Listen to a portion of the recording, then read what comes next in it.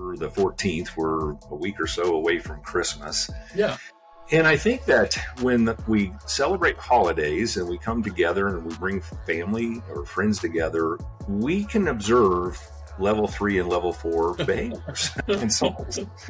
And so there's kind of like 3 things I'd love for us to talk about. One is, what do we do in that circumstance where we're at least aware of the idea that we're trying to engage in a way without expectations of others or judgment of others, but others may be behaving opposite, and it's just hard. Get in there and go, I want to do it too.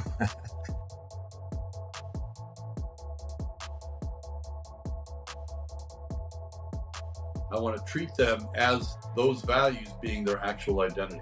This is the great key in level 4 promotion in the world, is don't respond to other people emotionally in your thoughts out of your level 3 about their level 3. See them as their level 4 values, therefore their soul that they may not see. Treat them accordingly. And just like a parent with a child, you will encourage them to become them.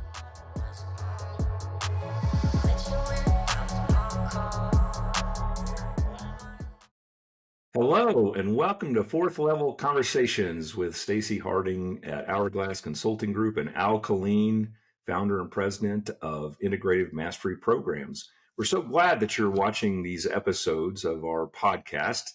We really just want to talk about life and how to live our best lives and deal with challenges and all the things that we experience in life.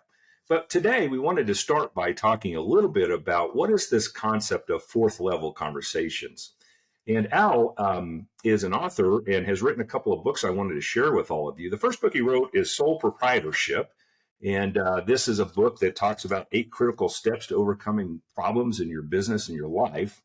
And then his follow-up book, which is Soul Experience, the 4th level of identity, is really the foundation of what we talk about when we're talking about 4th level conversations. And you hear us refer to level 3 thinking and behaviors. Most of you probably have had the concept of that sometimes we're driven by our egos, and that impacts how we see things in the world, how we interact with people. And then there's times where we're selfless and we're present and we're allowing life to flow through us without resistance and our need to engineer things. And so before we go too much further in our podcast, we wanted to give you a little better description of the 4 levels of identity. So I'm going to turn it over to Al. Al, share with us what all this means. Well, good morning, Stacey. And yes, I echo what you said. I'm really grateful people are taking time to watch these and listen to these, and I hope they're getting something out of it. And, you know, it occurred to you and I recently that we're launching this with the idea of these 4th level conversations. And you know, shame on me, it didn't occur to me that maybe people don't know what we're talking about with 4th level. So in all the years of coaching I've done, which is now going on 24 with, 24,000 hours of coaching with people, I have things that come to me, and I think of them as coming from source, from God, that really give me information. I don't think I know anything, but I think the emptier I've gotten, the more information comes to me that I try to echo forth for whatever good it'll do for people. And I had this idea a few years ago, Stacey, I was actually on a phone call with somebody, and this thing occurred to me, and I started talking about it, and then I started talking about it with other clients, and then I noticed they were starting to feed it back to me on subsequent calls that, I did this thing that was level 3, this thing, and so I thought there's something here. So I decided to write Soul Experience. Here's the premise, and we'll make it quick because we want to get into the topic itself. But here's what occurred to me that day, that this really powerful concept occurred to me that, in all honesty, I think maybe the most powerful concept has ever occurred to me in my life. Imagine there are 4 levels of identity that we're capable of as human beings. And for those of you that have children, think about your children as you go through this.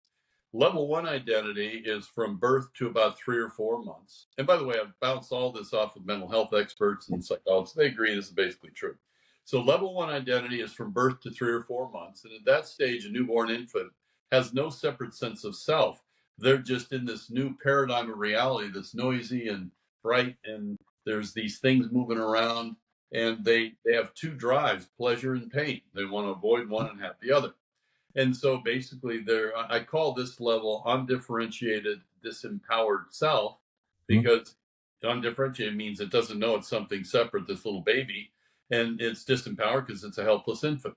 Then typically 3-4 months, they start noticing hands and feet, they start rolling over, and they start realizing they have some power over their body with their mind by rolling over. And meanwhile, mom and dad are walking into the nursery and they're looking in your eyes and they're making this noise, Stacy, Stacy. And it dawns on you that, shit, I must be Stacy. Well, hopefully your first word isn't shit, but you know, it dawns on you that there's a Stacy and a not Stacy, and everything outside of this body is not Stacy, including people and places and animals and all that. And so the ego is born at level 2 identity that occurs at about 3-4 months and goes to puberty. Now, in this phase, think of your children from 4 months to puberty, and I call it the compliant ego-based stage, because in this stage, as young Stacy, you want to know how to get more pleasure, less pain. And now you have a little more knowledge, a little more information to do so. So you become compliant to the institutions of authority in your life, mom, dad, parents, teachers, cops, cartoons, Walt Disney, ministers, whatever the influencers are. And you begin to learn what the rules of life are to get along with other people and to have the invitation for more pleasant and pleasurable experiences rather than painful experiences. This is generally when children are, frankly, most enjoyable. And then we go into, at puberty, we have this new force that enters into us. This is typically 11, 12, 13 years old for people. We have this new force that enters into us of the sex drive. And with that, it introduces a disruptive force. At this phase, we now have this new sense of desire, of yearning to have intimacy, physical intimacy, and we're attracted to other people. Typically the opposite sex, but not always. And so what happens here is we go into level 3 identity from puberty to death, unless you awaken your level 4. And in this phase, what happens? Well, now your motivation in life changes. This becomes a stage that I call non-compliant ego-based self, because at level 3, our ego now decides, I want to know who I am outside of who mom and dad are telling me that I should be. I want to know what I think is true. And you know what? This is nature's way of having the pear get prepared to drop away from the tree and be able to have its own life. So it's appropriate. It's uncomfortable as a parent, but it's appropriate. And so in this stage, in level 3 identity, 2 big things happen.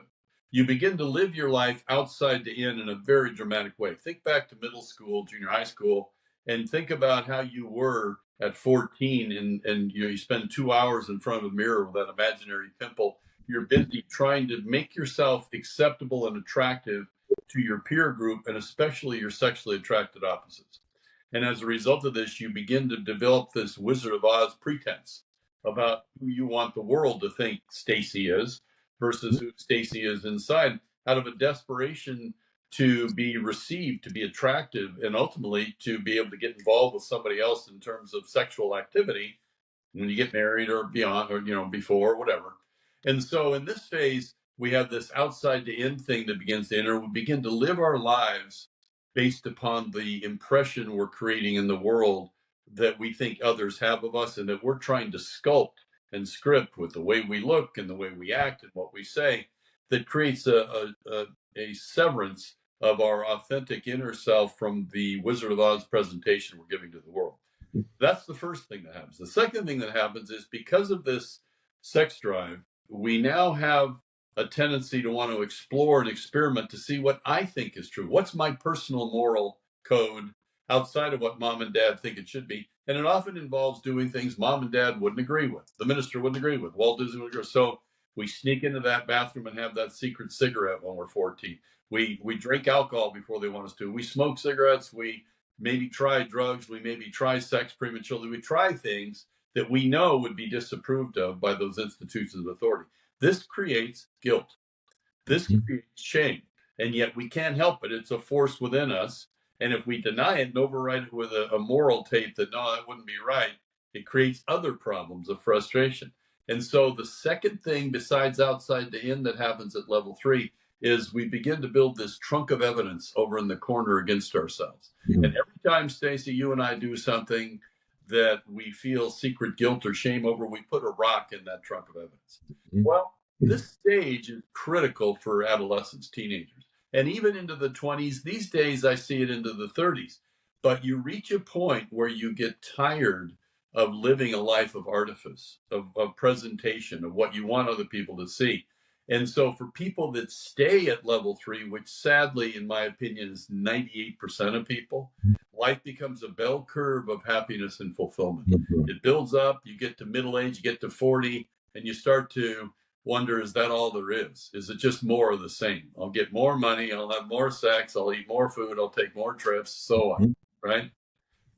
Fortunately, and by the way, this happens all the way to the end of your life if you don't awaken your level 4. My mom died at 76, the same insecure 14-year-old she was in 1934, right? And we all see it often with our parents. They just sort of play it out. Fortunately, there's the level 4 identity, which is, so just a quick review. Level 1, undifferentiated, disempowered self. Level 2, compliant, ego-based self. Level 3, teen to death, unless you awaken 4, non-compliant, ego-based self. Level 4 is undifferentiated, empowered, values-based self. And what this one's about is on your deathbed and on my deathbed, you're going to do a life review to see whether it mattered that Stacey Harding was here and whether it mattered that Killeen was here. And then the artifice of what other people think drops away because it won't even, in a few minutes, it won't matter what they thought. What you'll be looking at is what values did I give other people the experience of in my character and in my life and in my habits and activities. So we begin to recognize that our life had value based upon the values that we personified and had others experience and we gave to ourselves and the impact and contribution we made to other people. This is what Christ was talking about. This is what Buddha was talking about, Krishna. All of the holy ones were talking about being level 4. I personally believe it's what's meant by being born again. Because what you become at this level is you now decide, because level 4, you realize I have an option of identities. I can be my level 3 that I'm used to, my ego self and all the karma and all the, as you sow, you'll reap pain that comes from that, all the consequences. Or I can be my level 4 self and really trust life and trust God by operating in alignment with what I believe is the language of God in human experience, which are values, and particularly love. I think love is really the experience of God while we're in human form. So when we say we're having level 4, and by the way, the others go for their time frames. I believe level 4, when it's awakened, and I typically see it in the 30s and 40s and 50s with people. I've seen it in 18-year-olds. When it's awakened and you begin to live mindfully and consciously as an expression of your level 4 identity, I think that's when level 4 is born. I think it goes beyond death because I think it's your soul identity. And so when we're having these conversations, brother, with people that we hope they listen to, what we're really doing is we're contrasting level 3 perspectives and approaches to life with level 4, at least in our humble opinion. And then people who watch these and listen to it can decide whether they agree or whether they have a different definition of it. What's your thoughts about all that, brother? Well, thank you for that, Al. And I imagine people that are listening to this description are thinking to themselves, well, there's times where I'm level 4 thinking, and there's times where I'm level 3. And I know for me, I've certainly bounced back and forth and probably do on a regular basis. But I think what happens when you start to intellectually or cognitively start to think about these things, you start realizing and seeing things that maybe you didn't before. Sometimes we talk in the world of life or coaching or whatever you might want to call it about these ideas of enlightenment or awakening. And, if you're not open to minded to some of those things, you make, well, that's some mystic thing that's for strange people to talk about. And the reality is it's just, we're talking about it in a different way than what people otherwise know. We all know people who live very egotistical lives. You might call them narcissists. Right. And it's easy to call someone else that without realizing that there's times where we're all narcissists. At least I have been. Right. But this idea of becoming aware of this is so powerful. And for me with you, Al, I mean, that's been a process we've gone through. And I think I've always had inside of my mind and my soul this idea that there's more than just self-service, right? protection and things like that, that the real value in life comes when we share life with others and we serve and we give of ourselves. We empty ourselves to the betterment of other people. So maybe talk for just a moment about this bouncing back and forth of level 3, level 4, because I think sometimes if you're trying to be a level 4 soul identity individual, when you drop back, you can really penalize yourself. You can really become upset or shameful. And sometimes I think we just have to acknowledge it and then move beyond it. But your thoughts on that? Oh, that's a beautiful setup. Well, as you were saying it, what occurs to me is I actually have a chapter in the book on the oscillation between level 3, level 4, because I think it's in itself how you see the oscillation reveals whether you're in a level 3 or level 4 state at the moment. Level 3 is all about measurement. It's all about tangibility. It's all about perfection, or trying to be perfect in a world where that's wonderful to aspire to, but often impossible to achieve. So with level 3 thinking about the oscillation between ego to values, level 3 to level 4, judgment comes in and we start to feel disappointed in ourselves. Because now that I know level 4 exists, why don't I just act that way all the time? And our level 3 ego uses it to further add a rock in the trunk of evidence about, see, you may know about this intellectually, but you aren't it, or you would never go back down to 3 after you've been to 4. Level 4 would look at it in the opposite way. Level 4 would look at it that, this is the curriculum of being a human being, Stacey.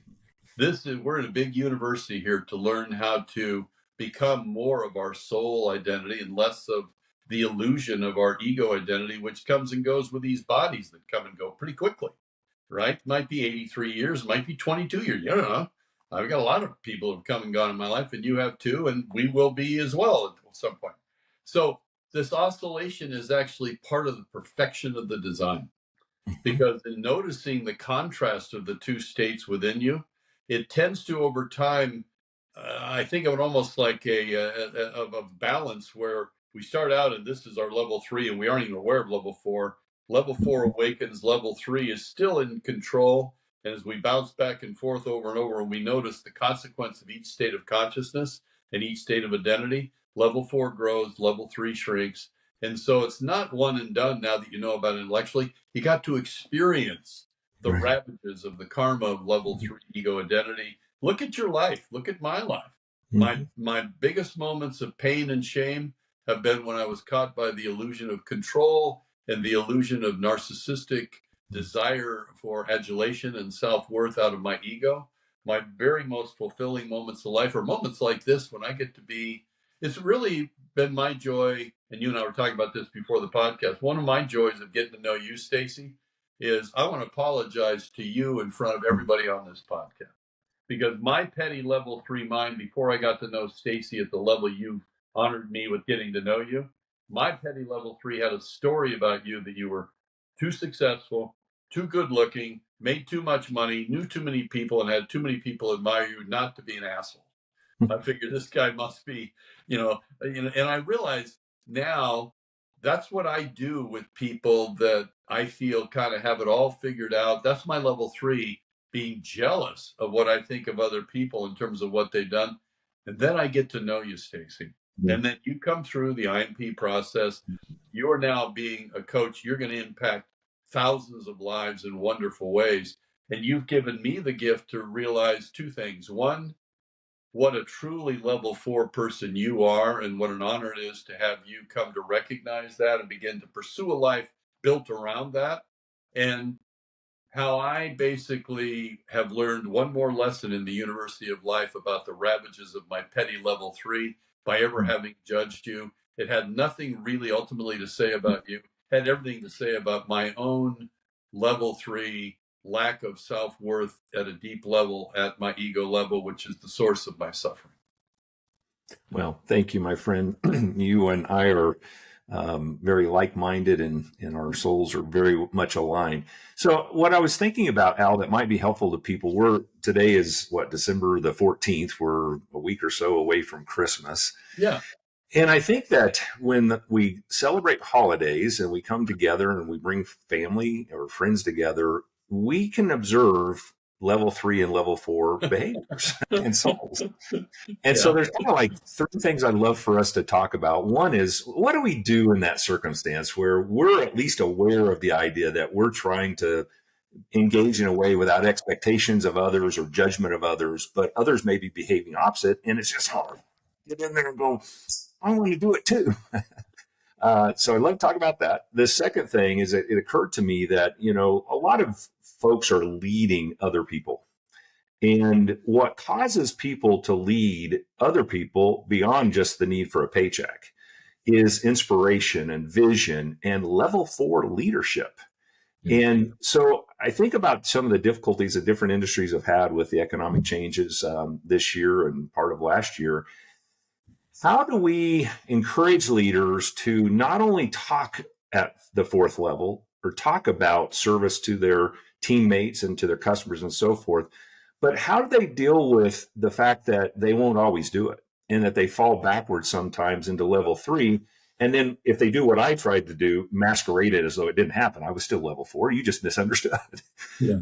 Because it happens. We're human beings, and that's going to happen. So for leaders, I think we can talk about own it, be authentic, say, man, I did not live up to the principles and the values I, set to you.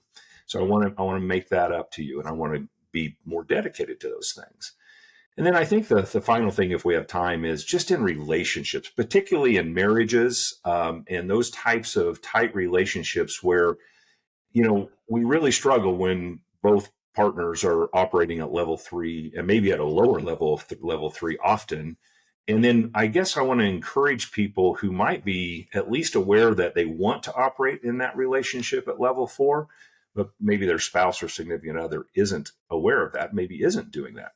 And God bless those of you where your marriages are always at level 4.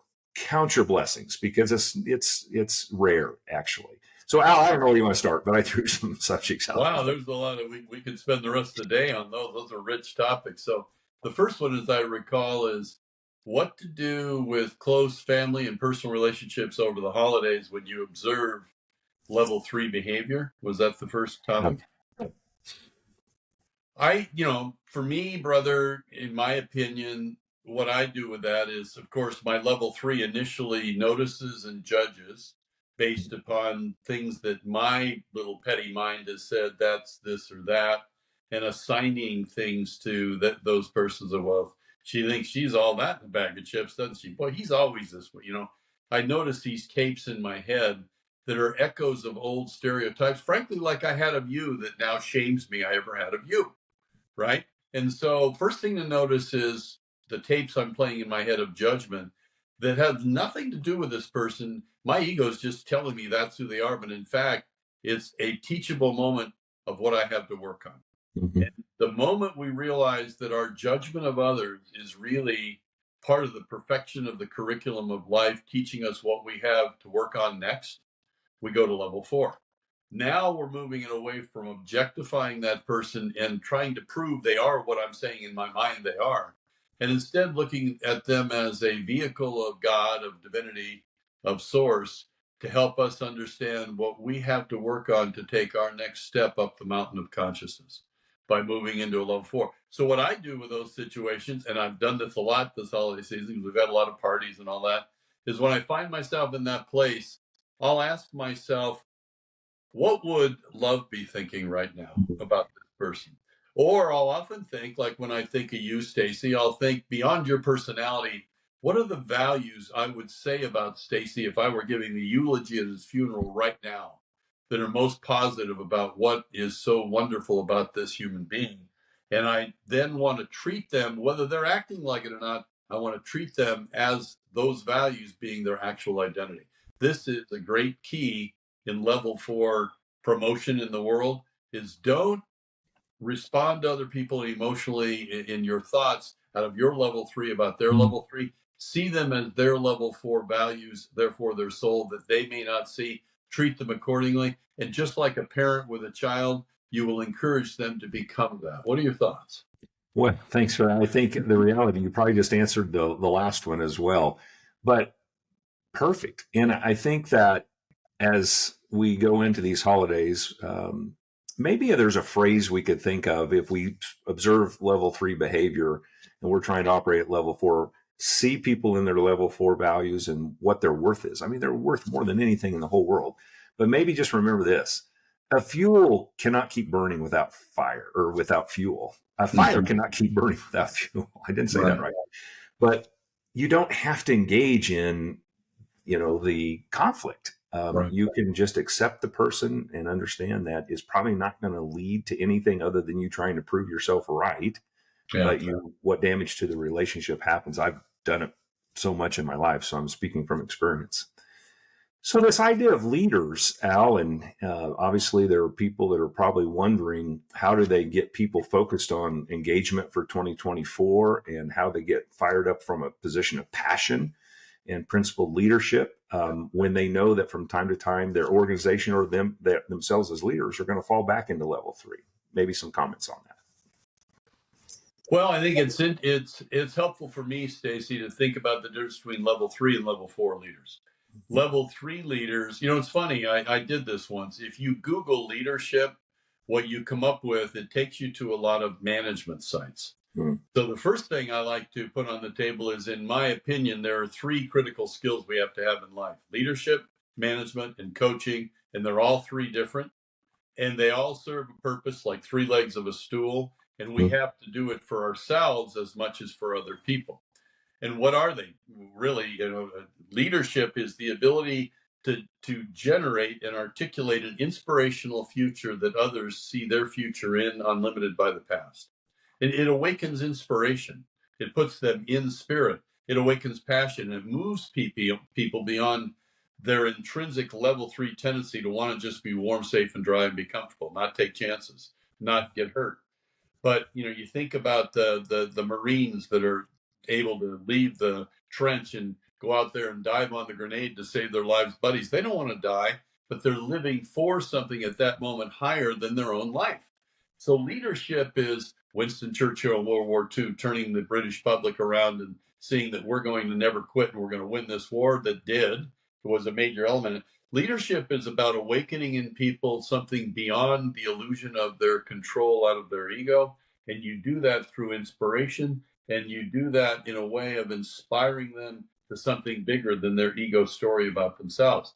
And for leaders who oscillate like all human beings, the secret there is they must create a level 4 culture.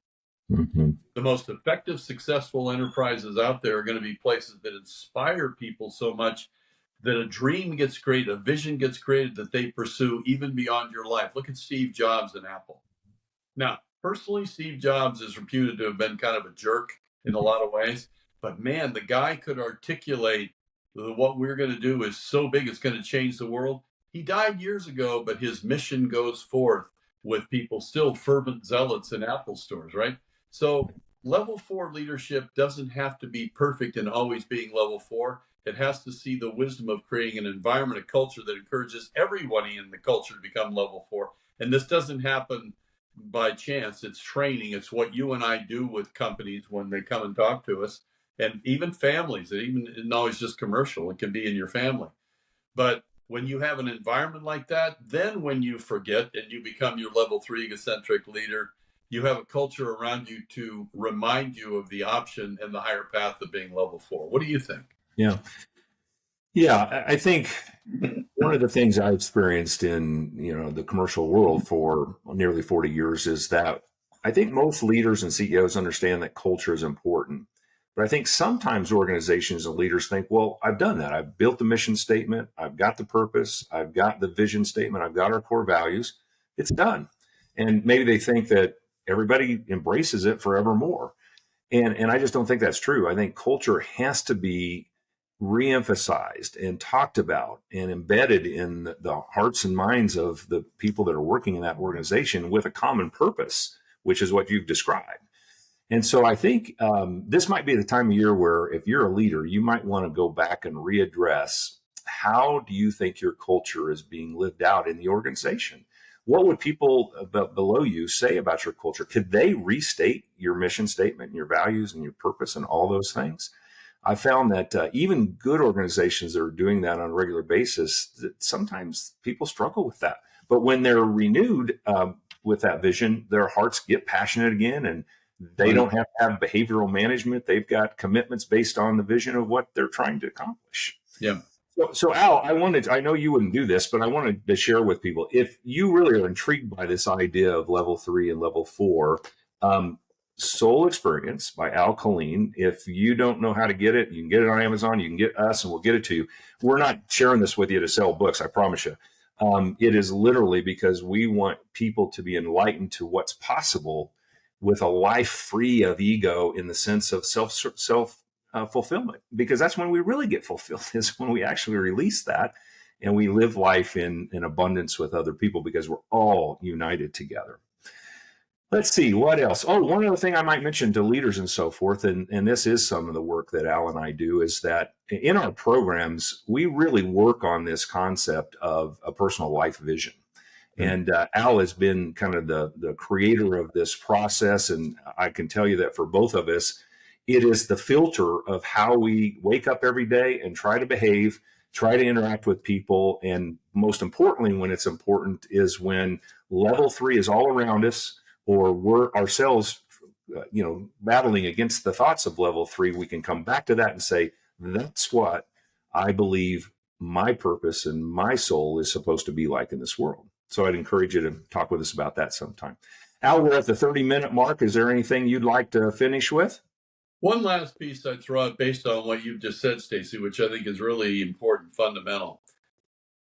A lot of what the work you and I do is based in very solid research out of MIT, Sloan Business School of MIT, Peter Senge, who's done decades worth of work around the idea of how do you create cultures, really, how do you create level 4 cultures without him calling it that? And what gets made as a mistake too often with leaders is they think they can impose it from outside of just saying inspirational things and putting up mission statements on the wall. What Senge discovered in his research as the director of the Sloan Business School at MIT is that you have to awaken it within each individual. Because what Stacey cares about is what Stacey cares about, what Al, right? And so what really effective level 4 leaders do is they have a process, and you and I provide this process to companies.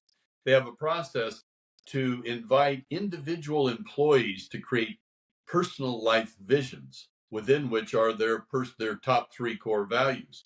And in doing that, they then take these personal life visions, think of people as almost little planets, and they all hook into a central sun of vision that they can apply their personal life vision in pursuit of. Now it's no longer the CEO's vision of what we want, make more money and do this, and all these flowery statements on the wall. Now it's my company, my personal vision tied to it through my personal life vision. So a PLV, or a personal life vision, is incredibly important, not just for cultures and for business, but sometime when we have time, I'll tell you about some of the things that have happened in my life since I've begun practicing my personal life vision as my higher path, including how it had me stop alcohol after 30 years of doing too much of it, and how it saved my son's life when he was suicidal. It's really a powerful thing to have a personal life vision and have that be your inner light, folks. Because as things happen to you in this world, you are going to run into existential moments that are beyond your ego's ability to endure it. And when you have something you can go to, and in my case, my personal life vision is a world where all people realize their fullest potential, a world of extraordinary relationships and extraordinary accomplishments, and a world where integrity and honorable actions are courageously pursued and commonly experienced. When I remember that personal life vision, it is the answer book for any situation I'm facing in life of who I must be in this situation, to not necessarily have it turn out how I want, but have it turn out how God wants, as evidenced by me operating His values. What's your personal life vision, Stacey, and what have you noticed from having it? Yeah, it's, well, I'll answer that first. I think having it just reminds me how I want to interact with people and with myself. And so my personal life vision is a world where people have unconditional positive regard and love for themselves and others, where hearts overflow with compassion, kindness, and generosity, and where enlightened minds change the world, bringing freedom to all. I'd like to live in a world like that, Al. And what's the impact been since you've awakened this PLV? What's a situation, as we close this out today, where you know that by the fact that you recalled that personalized vision and chose to operate as a personification of it Yeah. or an expression of it rather than your level 3 ego, it changed the outcome. Well, I think probably the opening part of my personal life vision about positive regard and love for others. And I don't know if the folks listening, if they really strip themselves down and say, do I judge other people? Do I have judgment of others? I know I have my entire life. And there have been many situations since coming to this realization where I could have gone there. And instead I say, nah, I'm going to see them with their level 4 identity. And I'm going to love them because God loves them. And that's my job and purpose in this life. So there's many examples of that, Al. So thanks for asking. Well, frankly, I think you doing this work is a gift to humanity, and I think it's out of your level 4, Stacey. Look, you're a guy that's been ridiculously successful in mortgage lending. You're an icon in the industry. You could go get a job and get paid a big paycheck somewhere doing leadership.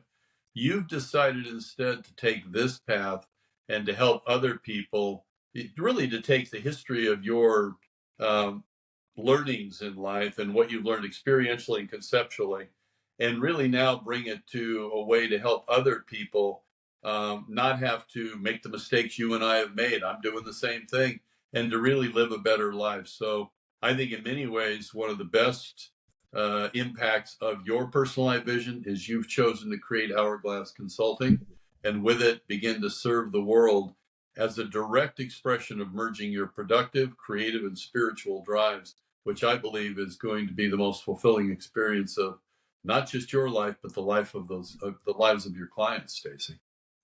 Well, I sure hope that I'm able to live up to even remotely that concept and idea, because my life will be fulfilled and I'll get to the end of my days and look back and know it mattered.